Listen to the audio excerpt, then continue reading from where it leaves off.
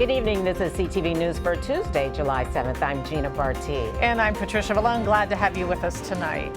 Well, closing arguments are made today in the case of Brian Mayhew and two co-defendants. They face murder charges in the death of Mayhew's uncle. It was a hit, the prosecution says, to silence him. Byron Scott has more.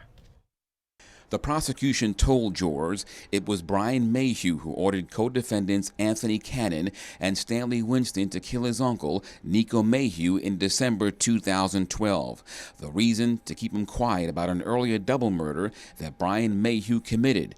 But during closing arguments today, Mayhew's lawyer called the case against all three a theory. Attorney John McKenna told the jury that no forensic evidence or witnesses were presented at the trial that linked the three to the crime scene. Instead, he cast Nico Mayhew as a big-time drug dealer who had been in gun battles with other criminals, suggesting someone else might have killed Nico. The state's case centers on phone calls ordering the hit, allegedly from Mayhew to Cannon and Winston. Prosecutors replayed phone recordings. In one, on December 18, 2012, they say it was Mayhew who was heard saying, "Look, man, showtime, tomorrow, like 9:30, 10. All you gotta do is go kill."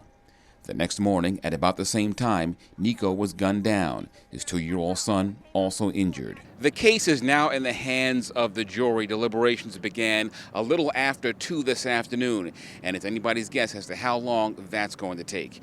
At the courthouse, Byron Scott, CTV News. And Mayhew is already serving a life sentence for an earlier double murder in 2011.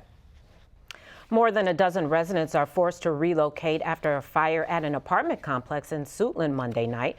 Firefighters were called to the Hickory Hill apartments in the 3600 block of Silver Park Drive around 8:30. When crews arrived, they found flames shooting from the top floor of the building and spreading to the roof.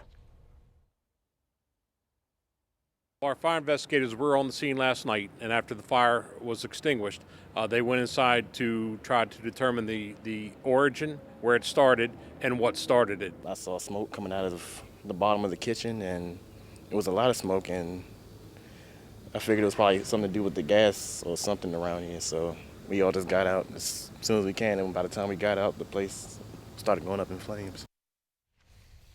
More than 40 residents are now displaced. The cause of the fire is still under investigation.